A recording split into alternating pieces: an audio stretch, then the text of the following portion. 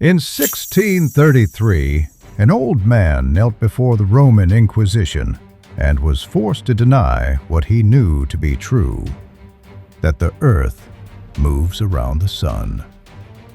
Legend says he muttered under his breath, "And yet it moves." 300 years later, a Catholic priest would be the first person in history to mathematically propose the Big Bang. This is not a story of two enemies. This is the real, tangled, surprising history of God and science. And by the end, you may find the line between them is not where you think it is. Chapter 1. The Question That Never Dies.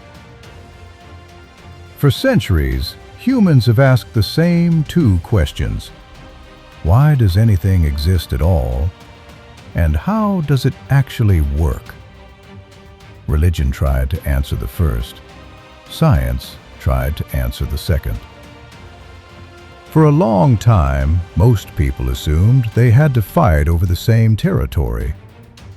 But when you actually look at history, the picture is far stranger and far more interesting than science versus religion. Chapter 2. When Science Was Born from Faith. Here is a fact that surprises most people. Many of the founders of modern science were deeply religious, and their faith didn't slow them down. It pushed them forward. Isaac Newton, the man who gave us the laws of motion and gravity, wrote more about theology and biblical prophecy than he ever wrote about physics and PR.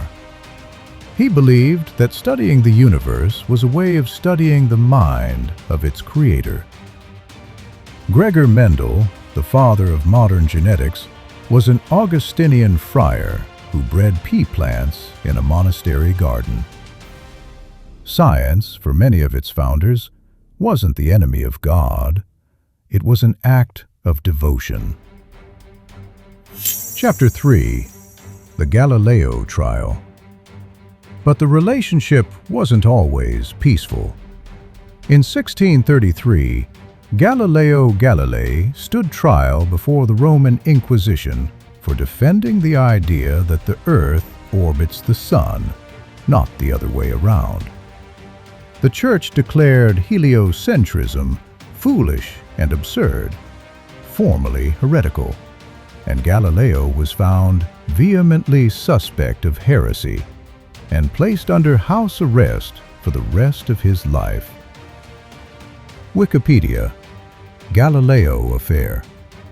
It would take the Catholic Church over 350 years to formally acknowledge, in 1992, that Galileo had been right all along. This one trial became the symbol the entire science versus religion narrative was built on. Chapter 4. The Priest Who Found the Big Bang. Now here's the twist almost nobody expects. The Big Bang Theory, the idea that the entire universe exploded into existence from a single point, was not first proposed by an atheist physicist.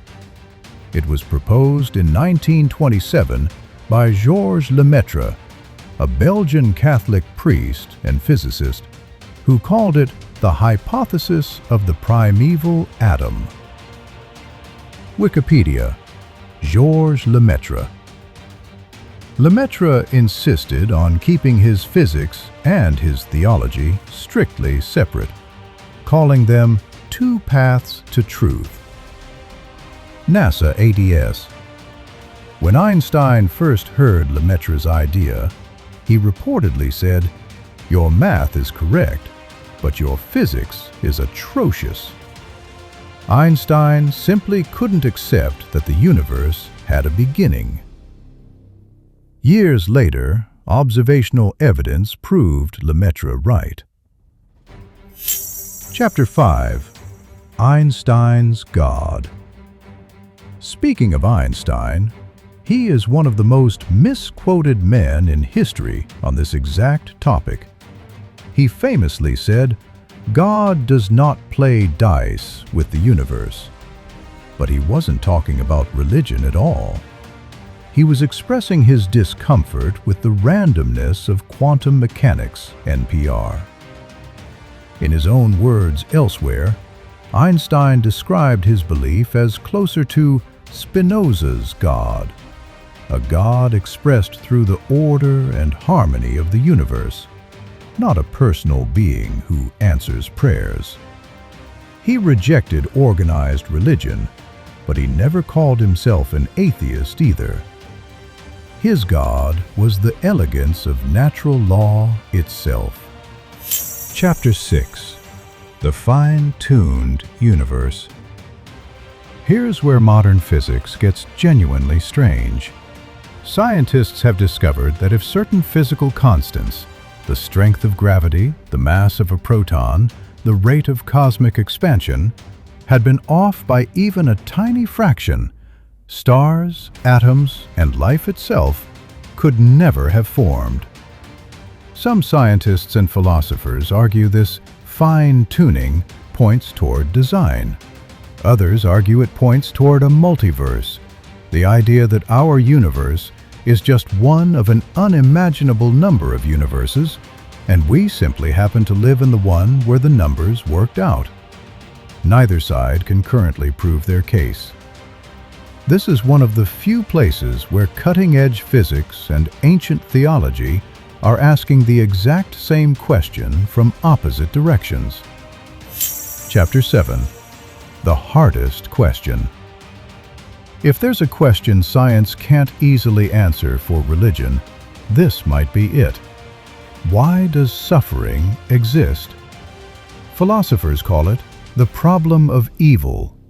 If God is all-powerful and all-good, why do earthquakes kill children and diseases spread unchecked? This question has challenged believers for thousands of years, long before modern science existed, and it remains one of the most serious intellectual challenges to the idea of a benevolent, all-powerful creator. It's a reminder that this debate was never purely about facts and data. It's also about meaning, suffering, and how humans make sense of a difficult world. Chapter 8. What scientists actually believe.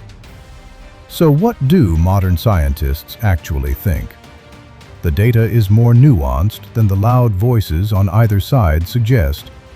Surveys by the Pew Research Center have found that scientists, particularly members of elite scientific academies, report lower rates of belief in a personal God compared to the general public. But a meaningful percentage still identify as religious or spiritual in some form.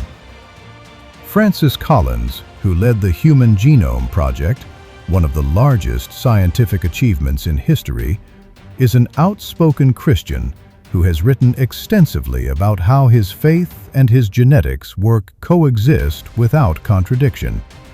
Science is not a monolith of atheism, and religion is not a monolith of anti-science.